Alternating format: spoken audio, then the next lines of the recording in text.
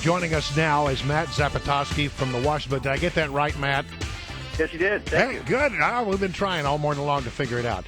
Listen, glad to have you. Matthew was one of the Washington Post reporters who has covered the McDonald trial, and we wanted to get him on the air to try to give us a sense of how it went.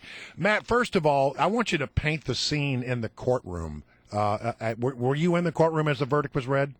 I was. All right, so paint that scene and tell me how it all went down. It was a pretty wrenching scene. So what happens is the jury walks in, has their verdict in hand on a sheet. They hand it to the courtroom deputy, who begins to read it aloud. And from the moment the first guilty verdict is read, which is right away, Bob McDonald closes his eyes about as tight as you can, starts shaking in his seat because he's crying. His wife is crying. His family in the front row is crying. His daughter, Kaylin, in particular, hunches over, is sobbing. Her husband tries to console her and recall that their wedding is sort of at the center of all of this. So really wrenching. And then they get done, the jury processes out, and Bob McDonald never looks up at them. And he sort of slouches farther in his seat as each subsequent guilty verdict is read. Just sort of a really emotional scene. Do you get the sense that he honestly believed with every fiber of his being that he had done nothing wrong? I think so, and I think this was a verdict that he just was not at all prepared for. I mean, I don't think those tears were put on at all. It was a sort of genuine gut reaction to what was happening, and he insisted on the witness stand for almost 24 hours that he hadn't done anything wrong, that he didn't even know what Johnny Williams, this businessman at the center of everything, wanted from him. So certainly I get that sense.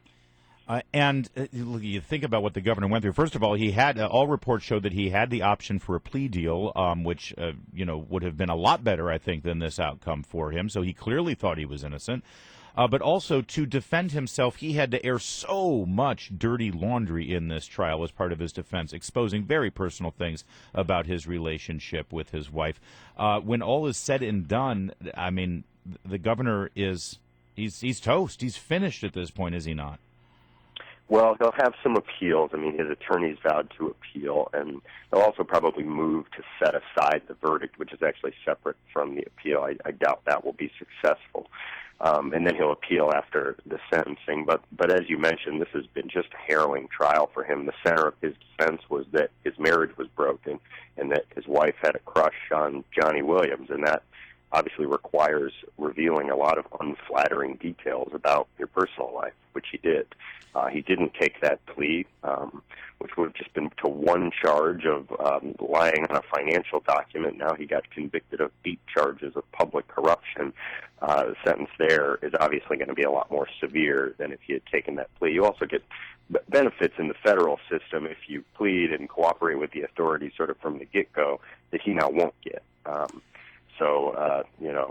Just a harrowing process the whole time. But I keep coming back to the fact that he had this plea before him. It was, one count, and probably could have cut a pretty favorable deal by pleading guilty to that one count, and it would have been over.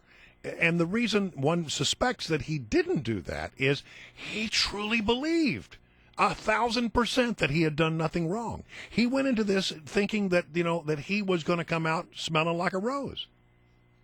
I mean, look, we haven't talked to him to know exactly why he turned that plea deal down. I think it's certainly reasonable to infer that he didn't believe he had done anything wrong, just based on what he was willing to endure at this trial. I mean, the other part of that plea that maybe I didn't mention was his wife takes no charges. Now she's convicted of 8 public charges and an obstruction of justice count. So, certainly it's reasonable to infer that he felt very strongly that he wasn't in the wrong.